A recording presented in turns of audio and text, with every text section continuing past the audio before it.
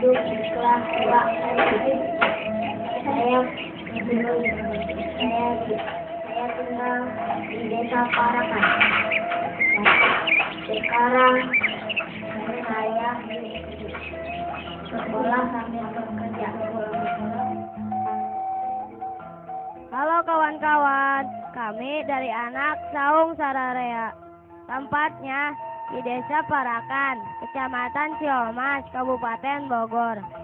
Kawan-kawan, di desa kami setiap pagi terlihat Gunung Salak yang sangat indah. Di desa kami juga masih banyak tumbuhan hijau. Sebagian besar warga di desa kami bermata pencaharian sebagai petani.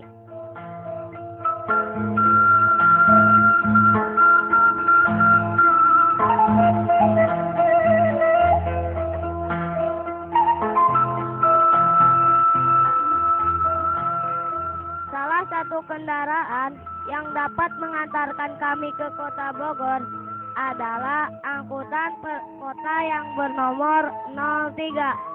Dan jangan lupa yang ada tulisannya Parakan.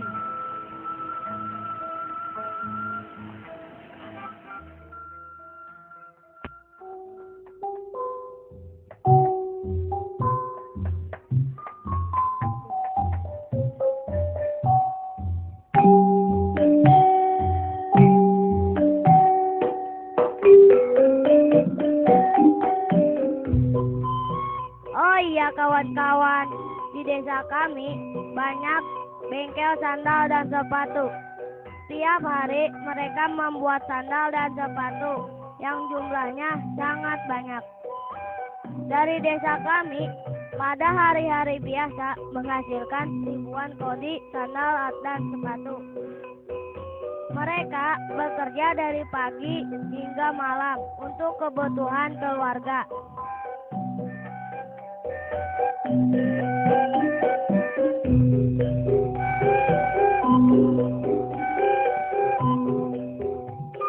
Hampir setiap rumah di desa kami membuat sandal dan sepatu. Namun, di desa kami banyak juga keluarga yang tidak mampu untuk menyekolahkan anaknya. Padahal anak-anak ini masih ingin terus sekolah. Tetapi biaya untuk bersekolah mahal. Kenapa biaya sekolah kok mahal ya?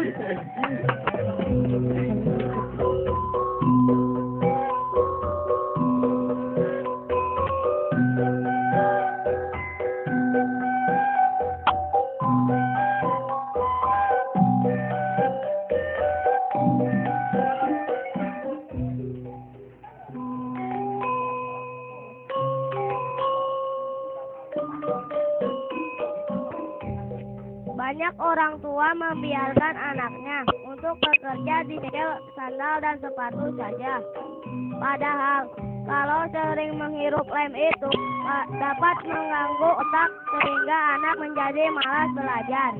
Anak-anak di desa kami kebanyakan putus sekolah mulai kelas 4 atau 5 SD. Anak-anak yang kerja di bengkel sering sekali kurang tidur karena harus bekerja sampai larut malam.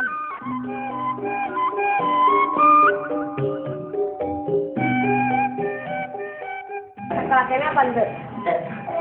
Mana sekolah? Iya, ya, nak. Hayang sekolah kene? Ya. Ke sekolah ka sehari-harina naon? Gawe naon?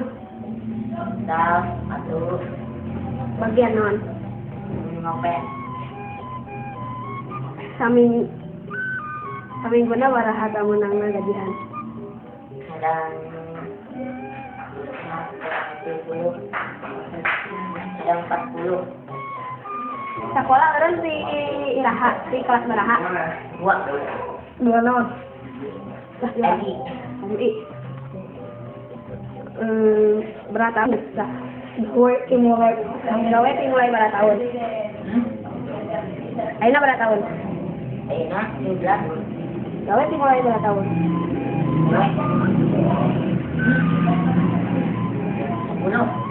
Kalau untuk Desa Parakan sendiri, itu kemungkinan sekitar banyak juga ya, 60-an bengkel mungkin ada ya. Karena kita sendiri dari tahun 2004 itu mendata bengkel yang ada di seluruh di 6 desa, itu belum seluruh bengkel, itu 545 bengkel yang ada.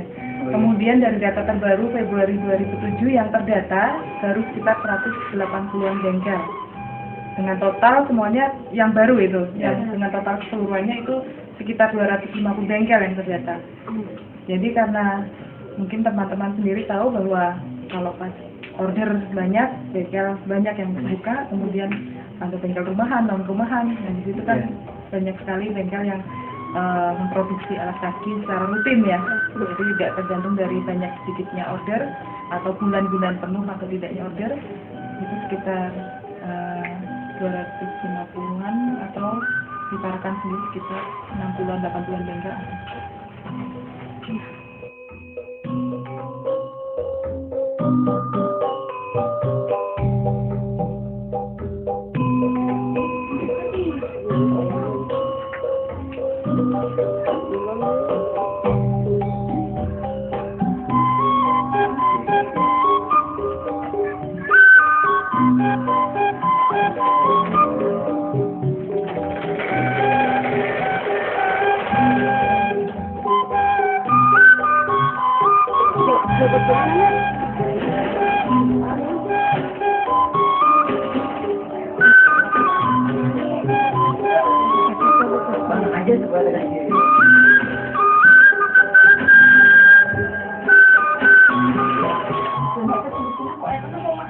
Desa Parakan untuk data terdahulu memang sekitar dari 100% yang terdata. Hampir 30% itu ada di Desa Parakan. Pekerja anak di desa ini kalau satu RW-nya sekitar 15-an, paling nggak sampai 100 sih. Itu per tahun, tapi kan ada nambah lagi. Kalau tiap tahun kan ada yang kerja, ada yang enggak. Tapi per tahun kira-kira hampir 100 kan pekerja anak. Kan kita Parakan kan punya 9 RW. Kalau satu RW kan kadang-kadang ada yang sedikit, ada yang banyak. Kayak RW 3 kan banyak tuh RW 3, hampir 20 lebih pekerja anak yang nggak sekolah itu. Itu yang nggak sekolah loh. Kalau sekolah banyak lagi, kalau gabung pulang sekolah dia kerja.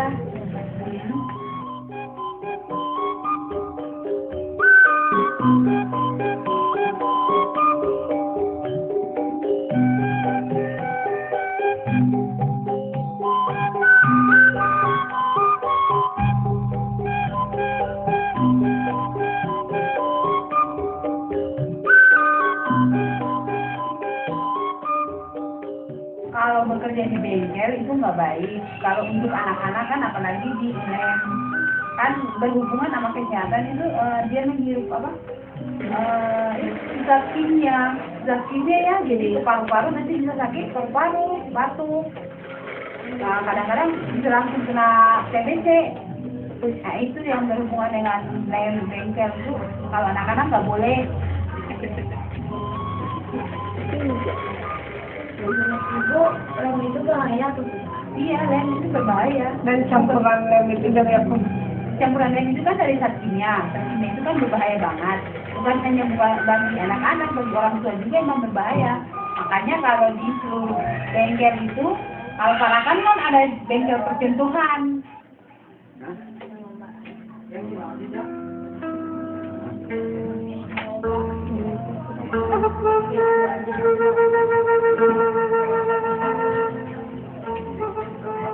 Lem itu kan salah satu zat kimia juga yang termasuk berbahaya sebenarnya. Itu bisa masuk ke tubuh kita tadi dengan tercium, kemudian melalui kulit kita, kemudian kalau kita tidak cuci tangan, kemudian langsung makan, ya sudah termakan juga masuk ke tubuh kita. Nah, kalau masuk ke alat penciuman kita untuk pernafasan, kemudian masuk ke paru-paru seperti itu, sebenarnya tidak hanya ke paru-paru saja, tapi juga dampaknya sampai ke otak kita juga. Sangat mengganggu. Iya, sangat mengganggu. Apalagi lem termasuk salah satu zat adiktif atau zat yang bisa membuat kita menjadi kecanduan. Jadi kalau kita misalnya sekali bau, kemudian beberapa kali, kalau tidak mencium bau itu lagi, kita seakan-akan pegel-pegel, pengen mencium bau itu lagi, kebiasaan mencium bau lem, seperti itu. Jadi dari satu zat adiktif, kemudian merupakan salah satu jenis bahan kimia yang sebenarnya cukup berbahaya. Anak-anak yang, tidak hanya anak-anak sebenarnya, baik mereka yang dewasa pun, kalau mencium bau lem, juga berpengaruh ke paru-parunya. Kemudian bisa juga karena salah satu zat yang membangun, yang lem itu terdiri dari beberapanya itu ada yang toluen, ada yang benzen, itu berpengaruh juga ke otak. Nah, beginilah keadaan desa kami yang memprihatinkan. Siapa lagi ya yang mau peduli?